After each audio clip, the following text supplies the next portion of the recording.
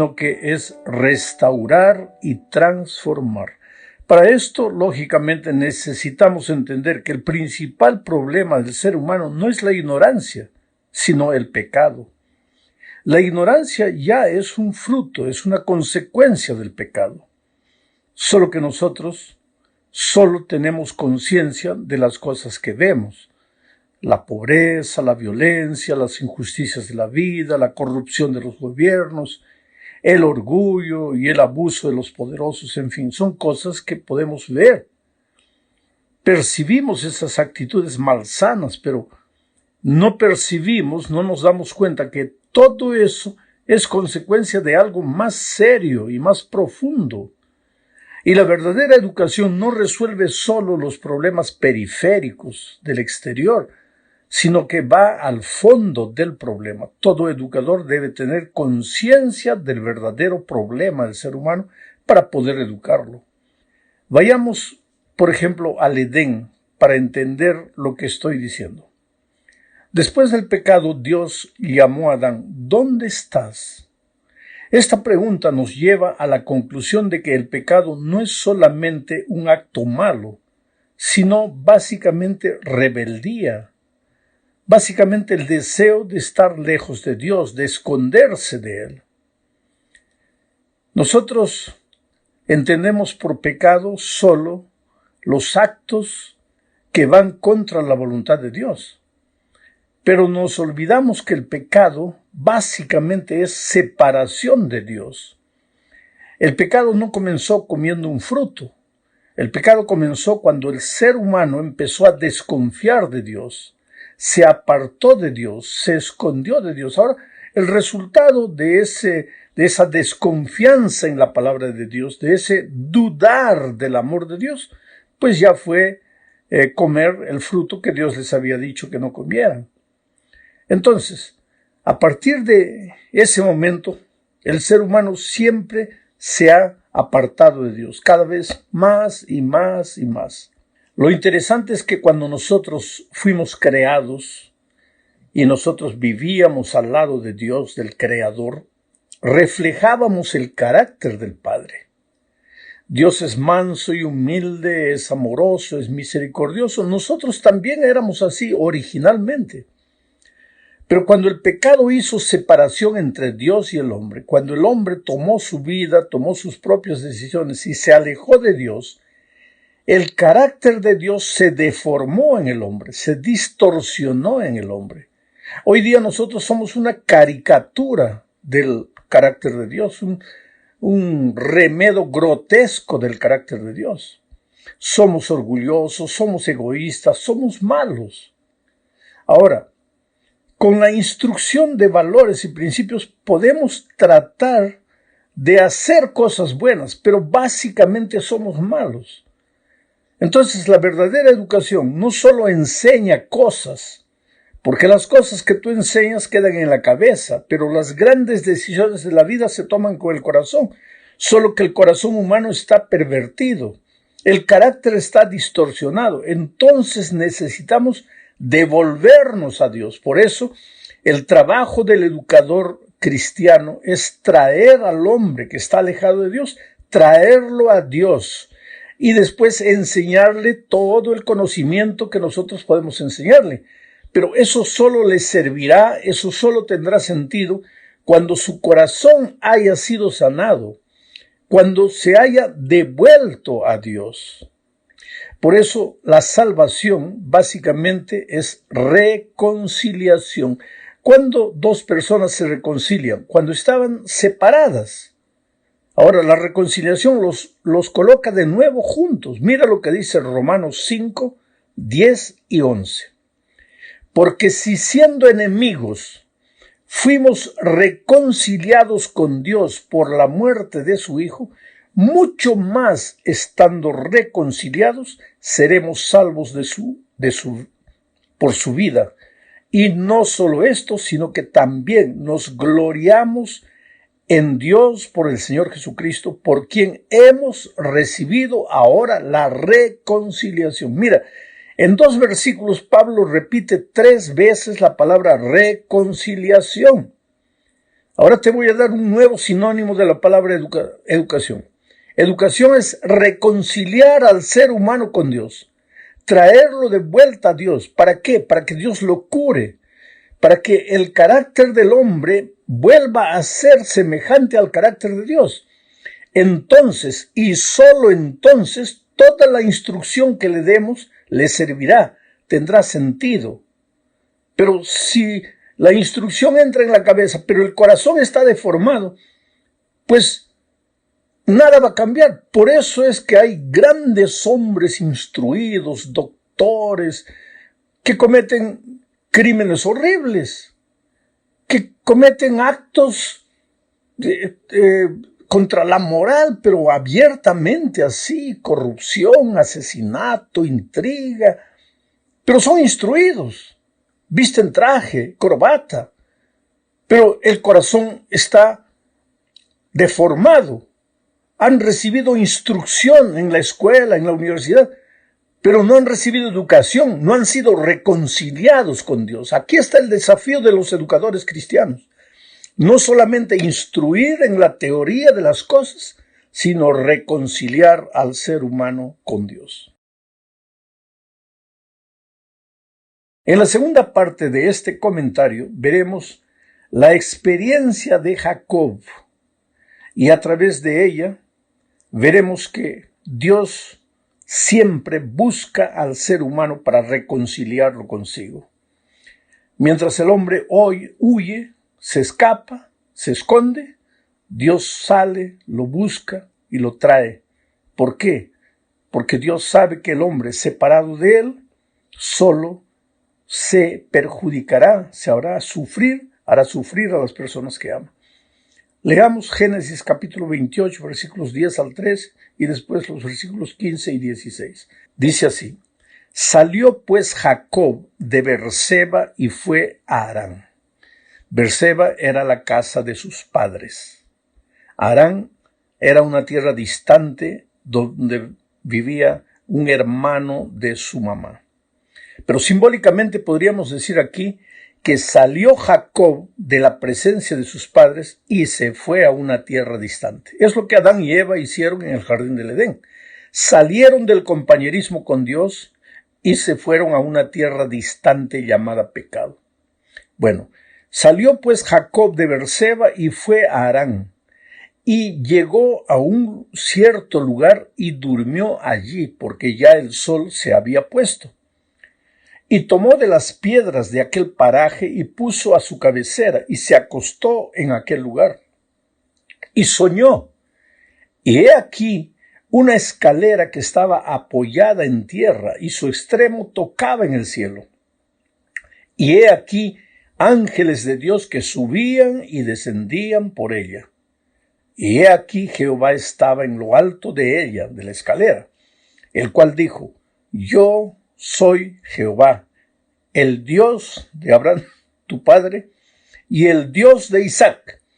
He aquí yo estoy contigo y te guardaré por donde quiera que fueras y volveré a traerte a esta tierra. Mira, volveré a traerte a esta tierra, porque no te dejaré hasta que haya hecho lo que te he dicho. Y despertó Jacob de su sueño y dijo: Ciertamente Jehová está en este lugar y yo no lo sabía. Es interesante que aquí en este texto, en esta historia, en este incidente de la vida de Jacob, podemos encontrar principios de educación cristiana. ¿Pero de qué manera, pastor? Es que el hombre se aleja de Dios. Y cuando se aleja de Dios, entra en el terreno de la oscuridad, de la ignorancia, del analfabetismo espiritual. No entiende nada, no tiene conciencia de su situación. ¿Y qué hace Dios? Dios lo busca. Jacob en este caso estaba huyendo y paró solo porque estaba cansado. Colocó una piedra de travesero y durmió, pero tuvo un sueño. Y Dios le muestra una escalera que va desde la tierra hasta el cielo. Y Dios está allá arriba y le habla y le dice: Mira, yo soy el Dios de tus padres. Yo he venido aquí a buscarte. Yo quiero traerte a tu tierra. Tú te estás yendo a una tierra extraña. Yo quiero traerte de vuelta a esta tierra. Entonces, él se despierta. Jacob se despierta y dice, ciertamente Jehová está en este lugar. Es que la verdadera educación busca al ser humano alejado de Dios y lo trae a Dios. Ya te dije que todas las materias que enseñamos son apenas argumentos que usamos para traer al ser humano a Dios, porque solo en Dios recibirá la verdadera educación. Lo que me impresiona es que Jacob dice, ciertamente Jehová está en este lugar y yo no lo sabía. Oh, mi amigo educador que me escuchas, la verdadera educación concientiza al ser humano de su verdadera situación con relación a Dios, porque Jacob no sabía que Dios estaba ahí, y hay mucha gente hoy que no sabe que está alejada de Dios. Y alejada de Dios, ya repito por tercera vez este pensamiento, puedes darle la instrucción que tú quieras, le va a servir de poco. A lo más le va a servir para sobrevivir en esta tierra miserable que un día va a llegar a su fin. Pero la verdadera educación no prepara al ser humano solo para esta vida, lo prepara para la vida eterna. Ahora, cuidado, no tienes que preparar al ser humano solo para la vida eterna, porque también necesita sobrevivir en esta tierra. Entonces tienes que preparar un buen profesional. Tienes que enseñarle la materia que enseñas bien enseñada. Vuelvo a repetir, nuestras escuelas, nuestros colegios, nuestras universidades tienen que ser excelentes por la instrucción que dan, pero tienen que ir más allá. Tienen que concientizar al ser humano de su necesidad de Dios y traer al ser humano a los pies de Dios. Porque solo Dios es capaz de cambiar su carácter, de hacerle un hombre, una mujer nueva. Porque te digo, hay grandes profesionales que tienen 1, 2, 3 doctorados, pero tienen un carácter horrible y no vencen la vida, no triunfan por causa de su carácter. Entonces, ¿de qué les vale toda la instrucción que recibieron si el carácter lo arruina todo? Por eso nuestra misión no es solamente instruir, es redimir, es educar, es reconciliar al hombre con Dios. Hablemos ahora en la tercera parte de Jesús como maestro. Leamos para esto Juan 1, 1 al 5 y después el versículo 14. Dice, en el principio era el verbo, Jesucristo, ¿no es cierto? Estoy comentando el texto. Y el verbo era con Dios, Jesucristo era con Dios. Y el verbo era Dios, Jesucristo era Dios. Este era en el principio con Dios. Todas las cosas por Él, por Jesucristo, fueron hechas, y sin Él nada de lo que ha sido hecho fue hecho. En Él, en Jesucristo, en el verbo, estaba la vida. Y la vida era la luz de los hombres. Mira, aquí viene la palabra luz, contrario a la palabra tinieblas. La ignorancia es tinieblas, la sabiduría es luz. En Él, en Jesucristo, estaba la vida. La vida era la luz de los hombres. La luz en las tinieblas resplandece, y las tinieblas no prevalecieron contra ella. Y aquel verbo, Jesucristo, fue hecho carne y habitó entre nosotros, y vimos su gloria, gloria como la del unigénito del Padre, lleno de gracia y de verdad. Jesucristo es la luz, la sabiduría. Santiago dice, si alguien tiene falta de sabiduría, pídala a Dios, que Él le dará abundantemente. En Cristo estaba la luz, la sabiduría. Las tinieblas de la ignorancia, el pecado, no prevalecerían sobre la luz. La luz es la luz. Pero esa luz necesitaba llegar al ser humano, porque nosotros vagábamos en este mundo de tinieblas, en este mundo de ignorancia espiritual. Y entonces la luz, el Señor Jesucristo, se hizo carne y vino a esta tierra. Y caminó entre nosotros, y anduvo entre nosotros, y nos enseñó a vivir, y nos concientizó de nuestra verdadera situación, que estábamos alejados de Dios. Juan fue uno de los primeros discípulos. Juan entrenó a otras personas, capacitó a otras personas. Esos discípulos que Juan capacitó, un día siguieron al Señor Jesucristo. Y Jesucristo les preguntó, ¿a dónde van? ¿Qué desean? Y ellos dijeron, Rabí, que quiere decir maestro, ¿dónde vives? Queremos ir a donde tú vas. queremos andar en tus caminos, queremos aprender de ti, Rabí, maestro. Jesucristo, el Dios eterno, creador de los cielos y la tierra, se hizo carne y vino a esta tierra para ser el gran Rabí, el gran maestro, el gran iluminador, la fuente de sabiduría. Por eso, si tú eres un educador cristiano, tienes que ir a la fuente, tienes que aceptar al Rabí, al gran maestro, como tu propio maestro. Tienes que aprender a sus pies. Muchas veces tienes que llorar al tener conciencia de tu propio pecado. Y solo entonces Dios te toma, barro imperfecto, y te hace un gran maestro como Él. Un hombre que lleva a la sala de clases no solamente instrucción, sino redención, reconciliación. Pero para eso tienes que aprender del gran maestro Jesucristo que se hizo hombre para venir a esta tierra. En la cuarta parte de este estudio veremos la respuesta de una mujer a la misión educadora de Cristo. Leamos Mateo 15, 26 al 28. Respondiendo él, Jesucristo, dijo, no está bien tomar el pan de los hijos y echarlo a los perrillos. Y ella dijo, sí, Señor, pero aún los perrillos comen de las migajas que caen de la mesa de sus amos. Entonces respondiendo Jesús dijo, oh mujer, grande es tu fe, hágase contigo como quieres. Y su hija fue sanada desde aquella hora. Ahora, mis amigos, este incidente sucedió en la región de Tiro y Fenicia. La protagonista fue una mujer cananea. Tal vez un profesor se esté preguntando en este momento, ¿pero qué tiene que ver esta historia con la educación cristiana? Pero tiene mucho que ver, ¿sabes? Lo que el evangelista destaca aquí en este relato es la insistencia de una mujer para romper barreras que le impiden llegar a Jesús. La mujer había entendido que Jesús era su única solución.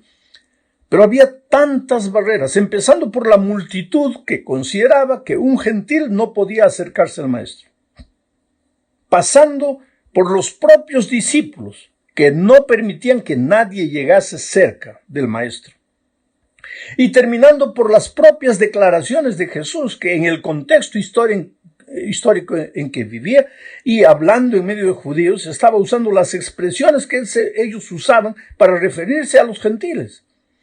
Pero la mujer venció todas esas dificultades. En el fondo, Jesús deseaba enseñarle que nadie llega a la mesa de la bendición sin esfuerzo. Oh, querido, la salvación es gratuita, pero el camino está lleno de dificultades y hay que vencerlas. Si tú has colportado alguna vez, has vendido productos, libros, cualquier cosa para pagar tus estudios, vas a entender que nadie llega a graduarse sin sacrificio, sin lágrimas, sin esfuerzo, sin dificultades. ¿Cuántas veces el gerente financiero de la institución te llamó, te dijo que no tenías dinero para continuar estudiando, te pidió que abandonases el colegio y tú te desanimaste? No, tú como la mujer cananea insististe, clamaste, suplicaste, imploraste y finalmente terminaste tus estudios. Tenemos que enseñarles a nuestros alumnos a llegar, a alcanzar la meta de graduarse, a pesar de las dificultades, a pesar de las luchas, a pesar de barreras, a pesar de gente que te diga que tú nunca vas a llegar. Tú no puedes desanimarte. ¿Por qué? Porque el reino es finalmente de los que luchan, de los que con fuerza lo arrebatan. Llegamos al fin de este estudio hablando de un alumno que entendió el mensaje de Dios. Me refiero a Bartimeo, el ciego. Los discípulos estaban al lado de Jesús, pero parece que daban la impresión de no entender la esencia de la misión de Cristo. Marcos, por ejemplo, relata el incidente después de la alimentación milagrosa de 4,000 personas. Después de este milagro, los discípulos y Jesús llegaron a la otra orilla del mar y Jesús les dijo, guardaos de la levadura de los fariseos y los publicanos. Y se estaba refiriendo a la doctrina, guardaos de la levadura. Pero ellos, los discípulos, se miraron unos a los otros y dijeron, seguramente que nos está diciendo esto porque no hemos traído pan. Mira, así era la historia de los discípulos. Jesús les hablaba de cosas espirituales, ellos entendían de cosas materiales. Ellos solo tenían ojos para las cosas que se ven. Cuando Jesús siempre quiso llevarlos del reino de esta tierra al reino celestial, ellos entendían solo las cosas del reino de esta tierra. Acababan de ver la alimentación milagrosa de 4,000 personas. Entonces ellos pensaron, si este Jesús, que fue capaz de multiplicar panes, es capaz, es nuestro rey, nuestro líder, pues, ¿qué ejército nos va a vencer? Estamos al lado de un superhombre. Entonces ellos depositaban su confianza en Jesús para las cosas de esta tierra, pero se olvidaron que Jesús no había venido solo a resolver